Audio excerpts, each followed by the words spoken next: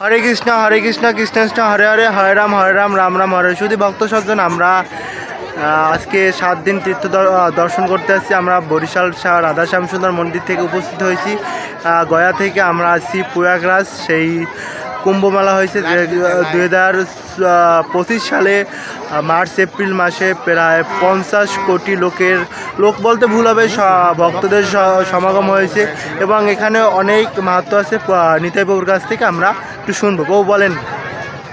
আমি যা জানি তাই কিছু কিছু বলছি। এখানে 3টা নদী, গঙ্গা, যমুনা এবং সরস্বতীর মিলনস্থল, যেখানে সমুদ্র মন্থনের সময় যে অমৃত উঠেছিল, সেই অমৃত যখন দেবতাদের কাছ থেকে অসুররা কারাকারি করে নিয়ে গেছিল, তখন এখানে কিছু অমৃত কলস থেকে উছলে পড়েছিল।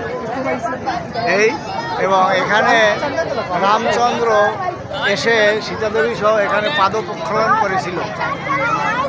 তারপরে এখানে হনুমানের পাতাল বিজয়ের স্থান এটা।